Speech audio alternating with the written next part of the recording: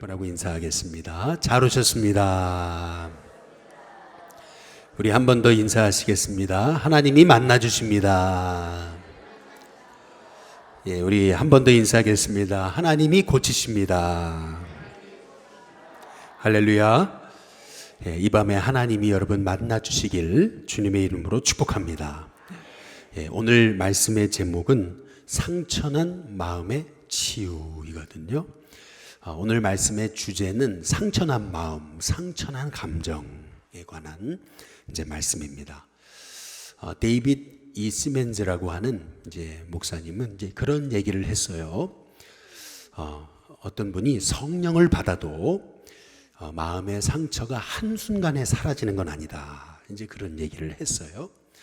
우리는 보통 이렇게 성령 받으면은 그냥 여지껏 우리가 갖고 있던 상처가 한순간에 탁 사라지는 걸로 이제 이렇게 생각하잖아요. 근데 그게 아니라는 거죠. 그 예를 들어보자면 여러분 이게 제 손이 있잖아요. 손이 돌에 딱 찧었어요. 그래가지고 그냥 막 피가 절절절 흘러요.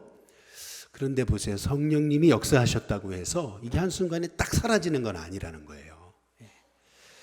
병원에 가야죠. 의사를 만나야죠. 치료를 받아야죠. 그리고 집에 와서 그거를 잘 이게 아물 수 있도록 이렇게 귀히 여기고 아껴주고 그렇게 했을 때 이제 상처가 아무는 거죠.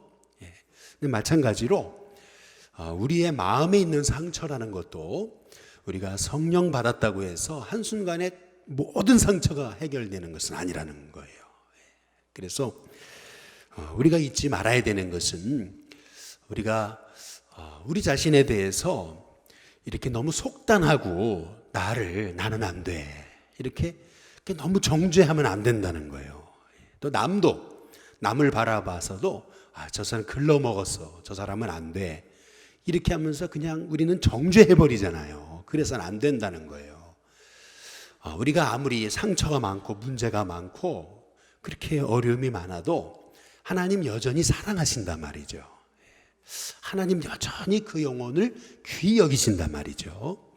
그리고 뿐만 아니라 하나님이 그 영혼을 치유하시고 그래서 하나님이 그 영혼을 다시 세우신다. 이제 이런 믿음, 이제 이게 우리에게 필요하다는 거예요. 근데 우리는 너무 쉽게 그냥 나 자신에 대해서도 정죄해버리고 나는 안 돼 정죄해버리고 남에 대해서도 너무 쉽게 쟤는 안 돼, 저 사람은 안 돼 정죄해버리면서 하나님이 일하실 기회를 전혀 드리지 않는다는 거예요. 그래서 우리는 끊임없이 하나님이 나를 고치실 수 있고 하나님이 나를 회복시킬 수 있고 이 모든 상처와 어려움에도 하나님의 계획이 있다. 이제 그런 믿음이 우리에게 필요하다는 거죠. 상처 때문에 딱 우리가 그 안에 갇혀버리는 것이 아니라 상처를 통해서도 하나님의 계획을 볼 수 있는 그런 하나님의 종들이 되시기를 주님의 이름으로 축복합니다. 옆에 분한테 한 번 더 인사하시죠. 상처를 통해서도 하나님의 계획을 보십시오. 한번 인사해 보겠습니다. 성경에 이제 상처 그러면은 아주 대표적인 인물이 누구냐면 압살롬이에요. 오늘 주인공이 압살롬이거든요. 이 압살롬 하면 여러분 뭐가 생각이 나시죠? 저는 압살롬 그러면은 세 가지가 생각나거든요. 먼저는 아주 출중한 외모입니다. 출중한 외모. 우리 사무엘하 14장 25절에 보시면은 온 이스라엘 가운데서 압살롬 같이 그다음 뭐죠? 아름다움으로 크게 칭찬받는 자가 없었다 그랬어요. 그런데 이 압살롬은 발바닥에서부터 정수리까지, 그러니까 무슨 말이냐면 완전 아이돌급 외모였다는 거예요. 완전히 아이돌급 외모. 근데 발바닥에서부터 머리까지, 얼굴만 잘생긴 게 아니고 발바닥에서부터 정수리까지, 그 몸짱에다가 뭐죠? 얼짱까지, 이제 그런 요즘 말로 하면은 완전 아이돌급 외모를 가진 인물이었다는 거죠. 출중한 외모. 이제 이게 압살롬이에요. 두 번째는 뭐냐면은 저는 압살롬 그러면 생각나는 게 뭐냐면 이게 사람이 이렇게 잘생기고 외모가 좋으면은 좀 머리라도 나빠야죠. 할렐루야. 잘생기고 멋있으면서 머리도 좋은 사람들 있잖아요. 근데 이게 압살롬이 참 머리가 좋았어요. 얼마나 지략가인지 몰라요. 치밀합니다. 아주 똑똑했어요. 그런데 또 저는 압살롬 하면 생각나는 게 뭐냐면은, 그러나 그는 상처 관리에 실패한 인물이었다라는 겁니다. 사실 복을 타고난 인물이거든요. 뭐 우리 그런 얘기하잖아요. 상위 1%라고. 뭐 금수저다 이제 이렇게 얘기를 해요. 그런데 압살롬은 그 정도가 아니에요. 상위 1%도 아니고 상위 0.0001%도 넘는 정말 왕의 아들이잖아요. 뿐만 아니라 얼마나 잘생겼어요. 똑똑하잖아요. 뭐 복은 다 타고났어요, 이 사람은. 그런데도 그 엄청난 복을 가지었음에도 불구하고 그 작은 상처 하나 때문에 결국 침몰한 인생이 이 압살롬입니다. 참 안타까운 거죠. 우리는 압살롬 하면은 압살롬을 생각할 때 반드시 동시에 봐야 되는 인물이 있어요. 압살롬 하면은 꼭 봐야 되는 인물이 뭐냐면은 한번 따라해 보시죠. 요셉. 압살롬과 요셉을 반드시 비교해 봐야 돼요. 왜냐하면은 이 두 사람에게는 공통점이 있어요. 첫 번째 공통점은 뭐냐면은 형제가 많았습니다. 요셉 형제가 얼마나 많았어요. 형이 10명이잖아요. 또 압살롬도 형제가 많았거든요. 또 모두 많았어요. 엄마도 많았어요. 형들도 많고 엄마도 많고. 근데 아빠는 몇 명이에요? 아빠는 하나잖아요. 이게 뭘 의미하죠? 이게 의미한 건 뭐냐면 어렸을 적부터 그렇게 시기와 질투 가운데서 본인은 원하지 않았는데 그러한 그 관계의 상처 속에서 그냥 그렇게 자랄 수밖에 없는 그게 이제 압살롬이었다는 거죠. 그래서 이 압살롬과 요셉에게는 공통점 두 번째는 뭐냐면 어릴 적에 그들에겐 잊을 수 없는 그 상처의 기억들이 있어요. 그게 뭐냐면 요셉은 형들이 죽도록 미워했잖아요. 왜 미워하는지도 몰라요. 그냥 미움당하는 거예요. 아주 형들이 죽도록 미워했잖아요. 그래서 애굽의 노예로 팔아버린 그런 형들이잖아요. 근데 압살롬은 상처는 조금 달라요. 그러나 압살롬에게는 그게 엄청난 상처였던 거죠. 그게 뭐냐면 그렇게 하나밖에 없는 사랑하는 여동생 다말이 큰형 암논에게, 배달한 형에게 이 성적인 그러한 그 폭행을 당하잖아요. 근데 그때 아버지 다윗이 그 압살롬을 불러서 책망하고 징계를 줘야 되는데 모른 척 하잖아요. 무책임해 보이는 거죠. 아마도 이 압살롬에게 있어서 이 다윗은 아버지도 아닌 겁니다. 저 인간이죠, 저 인간. 아버지가 아닌 거예요. 겉으로는 아버지지만 속으로는 저 인간이에요. 얼마나 아버지에 대한 실망감이 많았겠느냐는 거죠. 그러니까 요셉하고 압살롬은 비슷해요, 아주. 그리고 세 번째 공통점은 뭐냐면은 그렇게 인정받기 위해 애썼던 거예요. 사람의 우상 중에 가장 큰 우상이 인정받기 원하는 마음이래잖아요. 그렇게 인정받고 싶은 거, 그게 우상이래잖아요. 사람에게 가장 큰 우상이래요. 근데 마찬가지로 요셉도요, 노예로 끌려갔지만은 10년 동안 그 보디발의 집에서 얼마나 열심히 살았습니까? 인정받으려고. 그래서 가정총무까지 딱 됐잖아요.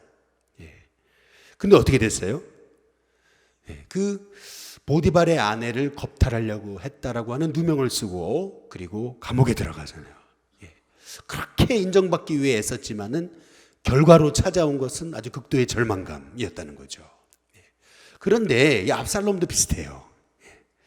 우리 사무엘하 한번 14장 28절을 한번 보시면은 거기 한번 읽어보실까요? 같이 있습니다. 시작. 압살롬이 몇 해 동안요? 2태 동안, 2년 동안 예루살렘에 있으되 그 다음 뭐죠? 왕의 얼굴을 보지 못하였으므로. 한번 따라해 보겠습니다. 2년 동안. 여기 2년 동안이 중요한 거예요. 예루살렘을 가보신 분은 아시겠죠? 지금의 예루살렘은 그나마 커졌어요. 도시화됐기 때문에. 그러나 다윗 당시에 그 예루살렘은 안 컸습니다. 그렇게 크지 않았어요. 근데 그 예루살렘 안에서, 궁궐 안에서 압살롬도 살았잖아요. 다윗도 살고. 그런데 2년 동안 서로 얼굴이 마주치지 않았다. 이 얘기는 뭐냐면 그렇게 다윗이 압살롬을 의도적으로 안 봤다는 겁니다. 그러니까 이제 압살롬의 마음에는 그렇게 아버지에게 인정받고 싶은데 그래도 아버지한테 인정받고 싶은 거거든요, 아들이. 그런데 아버지가 안 봐주잖아요. 그러니까 얼마나 그게 또 상처가 됐냐는 거죠. 결국 이 압살롬이 어떻게 했냐면은 불을 질러버려요, 그냥. 요압의 밭에다가 불을 질러버리거든요. 요압이 기겁을 해가지고 이거 어찌된 일이냐 해가지고 그래서 압살롬에게 달려 왜 그랬냐 이제 이렇게 되니까 아니 날 여기 왜 데리고 왔냐고, 아버지 얼굴도 한번 안 보여줄 거면서 날 왜 여길 예루살렘에 데리고 왔냐고. 그래가지고 결국에는 이 요압의 중재로 이 다윗과 압살롬이 만나거든요. 근데 거기 성경에 보면은 뭐라고 얘기하냐면은 사무엘하 14장 33절에 보면은 같이 한번 읽어보시죠. 함께 있습니다. 같이 있습니다. 시작. 요압이 왕께 나아가서 그에게 아뢰되 왕이 압살롬을 부르니 그가 왕께 나아가 그 앞에서 얼굴을 땅에 대어 그에게 절하매. 그 다음 뭐죠? 왕이 압살롬과 어떻게 했어요? 입을 맞췄습니다. 근데 이게요, 이게 어정쩡한 화해인 거예요. 어정쩡한 화해. 하나님이 화해하게 하셔서 결국 정말 그들이 마음을 열고 서로 용서하고 용납해야 되는데 그게 아니고 요압에 의해서 어정쩡하게 이제 화해를 한 거예요. 어정쩡하게. 그러니까 무슨 말이냐면 회개 없는 화해였어요. 회개 없이 어정쩡하게 그냥 입을 맞춘 거예요. 그러니까 결국 이것이 더 큰 불행의 시작이었던 거죠. 압살롬은 상처를 받으면은 가슴에 다 묻어두는 사람이었거든요. 이제 그러다 보니까 이 마음을 탁 닫아버리는 사람이에요. 굉장히 사람이 순수하고 착한 사람이었는데 그러나 그 마음이 너무 여렸기 때문에 그 상처 관리가 안 됐던 거예요. 이제 그러다 보니까 이제 그 상처를 가슴에 다 서운함을 가슴에 이제 묻어버리니까 나중에 그 상처가 어떻게 된 거냐면은 아버지를 이제 죽여야 되겠다라고 하는 결론에 이르게 된 거예요. 그 타이타닉호가 얼마나 멋지고 아름다웠습니까? 그러나 그 아무리 타이타닉호라 해도 작은 균열을 그거를 그냥 간과한다면은 결국 침몰하는 거거든요. 마찬가지로 이 압살롬도 그렇게 아주 그냥 복을 타고났거든요. 얼마나 아름다웠어요. 겉으로는 얼마나 멋진 사람이었는지 몰라요. 그런데 그 안은 완전히 병든 상처 관리에 실패한 상처난 마음을 치유받지 못한 그 결과로 결국 스스로 침몰하고 말았던 거죠. 근데 반면에 이제 압살롬을 보셨죠? 그러면 요셉을 보라는 거예요. 요셉은 어땠어요? 우리 한번 창세기 45장 7절에 보시면은 형들이 요셉을 노예로 팔아먹었잖아요. 그런데 요셉은 뭐라 그래요? 하나님이 나를 당신들보다 먼저 애굽에 어떻게 한 거예요? 보내신 거다. 나는 팔려온 게 아니다. 하나님이 보내신 거다. 이제 그렇게 얘기하고 있잖아요. 형들에게 버림받은 게 아니다, 나는. 하나님이, 그래서 8절에 그런즉 나를 이리로 뭐죠? 보낸 이는 당신들이 아니라는 거예요. 누구예요? 하나님이 보내셨다는 거죠. 이게 얼마나 위대한 고백입니까? 나는 팔려온 게 아니라는 거예요. 하나님이 보내셨다는 거죠. 저는 우리 일신교회 성도님들의 마음이 아무리 누가 여러분을 짓밟아도 내가 여기 팔려온 게 아니라 하나님이 보내셨다. 나는 버림받은 게 아니에요. 하나님이 나를 이러한 인생의 상황 속에 나를 여기 두신 거예요. 여러분, 그런 이 요셉과 같은 믿음이 필요해요. 팔려온 게 아니에요. 보내신 거예요. 한번 옆에 분한테 인사해 보겠습니다. 하나님이 보내셨습니다. 이렇게 상처를 통해서 하나님의 계획을 볼 수 있으면은 어떤 결과가 되는 거냐면은 창세기 50장 20절에 보시면은 형들은 요셉을 해하려고 했어요. 그건 팩트예요. 사실입니다. 죽이려고 했잖아요. 그러나 하나님은 어떻게 하셨어요? 그 모든 것을 뭘로 바꾸셨어요? 손으로 다 바꾸신 거예요. 그래서 오늘과 같이 많은 백성을 생명을 구원하게 하시려고 나를 여기 보내신 거라는 거예요. 그래서 21절 다 함께 읽어보시죠. 함께 읽습니다. 같이 읽습니다. 시작. 당신들은 두려워 마소서. 내가 당신들과 당신들의 자녀를 뭐죠? 기르겠습니다. 예. 상처 준 형들을 용서할 뿐만 아니라 그 형들의 인생까지 다 책임지겠다. 예. 용서하는 것 정도가 아니고 당신들의 삶과 가정, 자녀까지 내가 다 책임지겠다. 예. 그런 참 하나님이 진짜 쓰시는 그런 복된 인물이 됐던 것이 이제 요셉이거든요. 저는 우리 신교회 성도님들이 요셉과 같은 인생이 되시길 주님의 이름으로 축복합니다. 한번 옆에 분한테 인사해 보시죠. 요셉이 되시기 바랍니다. 한번 인사해 보겠습니다. 근데 여러분 이걸 잘 보세요. 압살롬은 어떤 선택을 하게 되는 거냐면은 오늘 함께 읽으신 본문 말씀 사무엘하 15장 1절을 보시면은 그 후에 압살롬이 그 다음 뭐죠? 자기를 위하여라고 그러잖아요. 상처에 매이게 되면은 어떻게 되냐면 자기밖에 못 보는 거예요. 자기를 위하여. 예. 내가 얼마나 참고 살았는데 말이죠. 예. 내가 피해자라는 거죠. 내가 피해자. 다 나예요. 나. 예. 자기를 위하여. 예. 늘 피해의식에 그 피해의식에 눌려 있는 거예요. 그러니까 결국 어떻게 되죠? 하나님을 못 봐요. 그 상처를 통해 하나님의 계획을 못 보는 거예요. 그래서 어떻게 되죠? 사무엘하 15장 6절에 보시면은 같이 한번 읽어보겠습니다. 함께 있습니다. 시작. 이스라엘 무리 중에 왕께 재판을 청하러 오는 자들마다 압살롬의 행함이 이와 같아서 그 다음 뭐죠? 이스라엘 사람의 마음을 압살롬이 어떻게 했다고요? 다 훔쳤다고 하는 거거든요. 무슨 말이냐면 결국 백성들의 마음을 훔쳐가지고 그래서 다 자기를 좋아하게 만들어가지고 결국 아버지를 죽이려고 하는 그러한 그 엄청난 비극적인 일을 계획하는 것을 이제 볼 수가 있는 거거든요. 여러분은 압살롬이십니까? 아니면은 요셉이십니까? 압살롬이 되고 싶으십니까? 요셉이 되고 싶으십니까? 아이고 할렐루야. 예.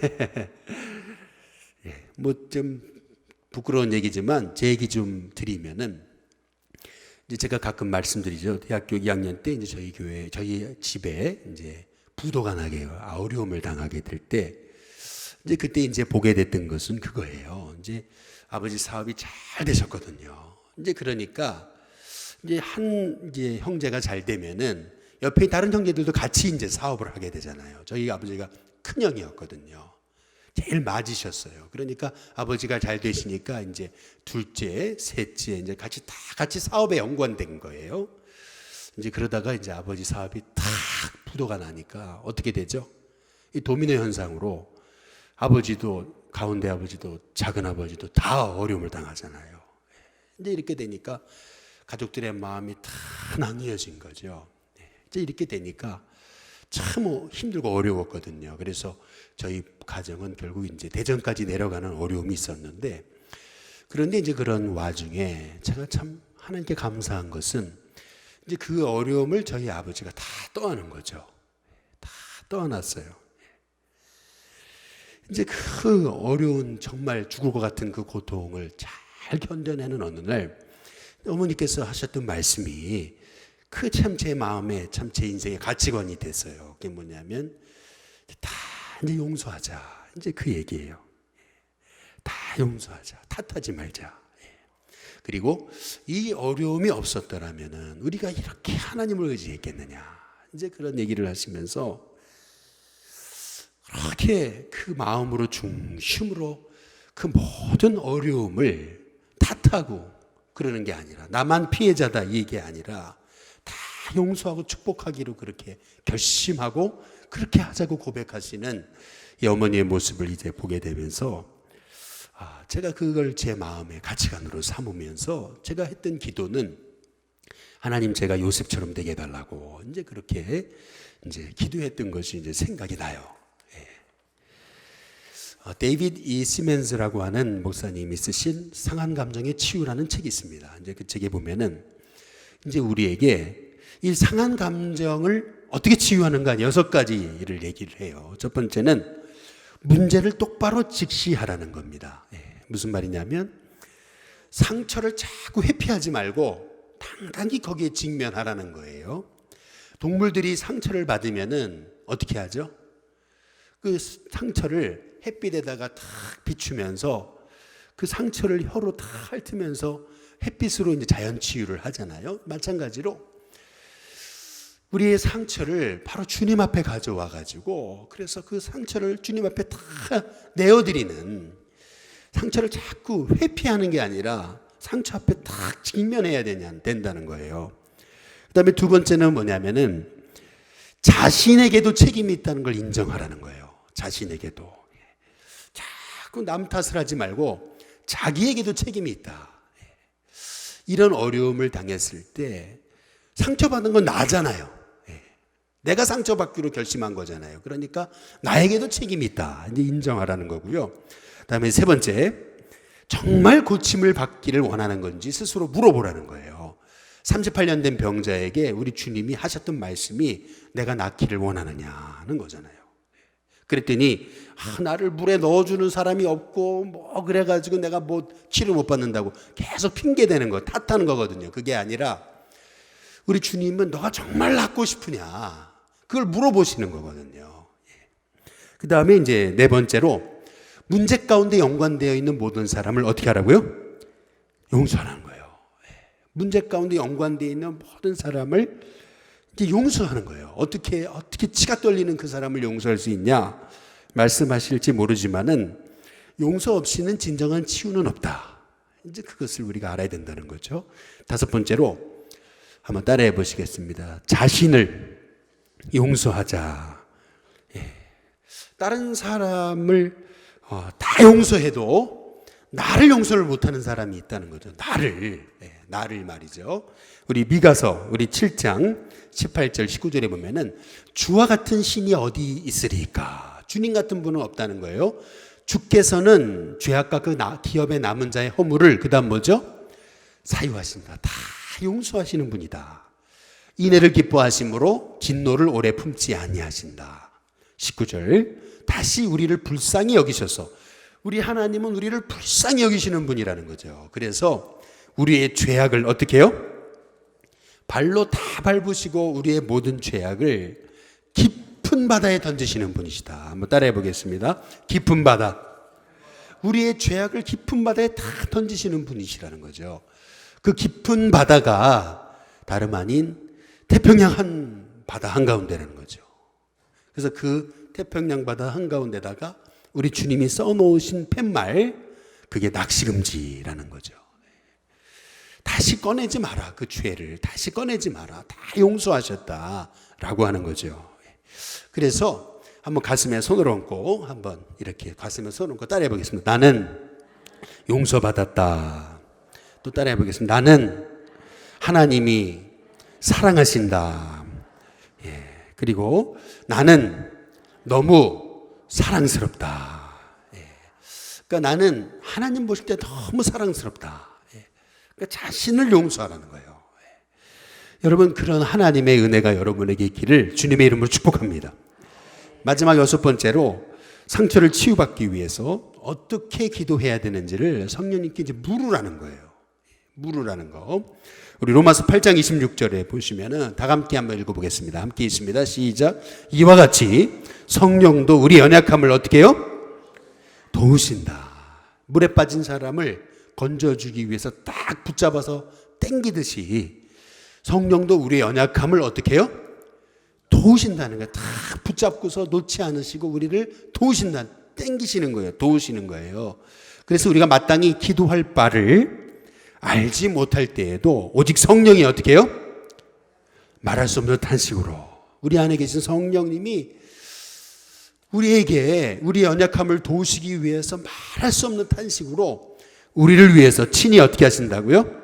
간구하신다. 우리 안에 계신 성령님이 우리를 도우시기 위해서 그렇게 애타하시면서 동규야 일어나라 말이에요. 동규야 너는 할 수 있단 말이에요. 너는 회복될 수 있다고. 너는 승리할 수 있다고. 내가 너를 사용한단 말이죠. 내가 너를 사랑한다고 말이죠. 우리 주님이 우리 안에서 끊임없이 말씀하신다라고 하는 얘기죠. 이 땅에 두 종류의 인생이 있는 겁니다. 어떤 종류냐면 바로 요셉처럼 상처를 통해서 하나님의 계획을 보는 인생이에요. 상처가 오히려 축복이 된 겁니다. 그래서 그를 통해서 오히려 하나님의 복이 흘러가는 거예요. 그래서 그런 사람이 있는 주변은 다 살아나요. 다 회복됩니다. 그러나 압살롬 같이 상처를 만났다고 그 상처에 갇혀버리는 거죠. 결국 자기밖에 못 봐요. 그래서 피해의식에 빠지고, 그래서 결국 그 상처를 받아서 고름이 속으로 다 이렇게 고름이 그를 완전히 질병 가운데로 몰아넣듯이 그런 인생이 이제 있더라는 거예요. 여러분은 어떤 인생이 되기 원하시느냐는 거죠. 요셉이 되게 해달라고 기도하시기를 주님의 이름으로 축복합니다. 어떤 문제든 사람이든 용서하게 해달라고 기도하십시오. 그리고 내게 상처가 많아도 하나님 나를 사랑하신다. 내게 상처가 많아도 하나님은 나를 쓰신다. 여러분 그걸 기억하시기를 주님의 이름으로 축복합니다. 그리고 성령님의 도우심을 구하세요. 이와 같이 성령도 우리의 뭘 도우신다고요? 연약함을 도우신다. 이제 그래서 성령님께 맡기면서 계속 성령님의 그 음성, 내가 널 얼마나 사랑하는 줄 아느냐, 그 음성을 부여잡고 승리하는 우리 귀한 성도님들 되시기를 주님의 이름으로 축복합니다.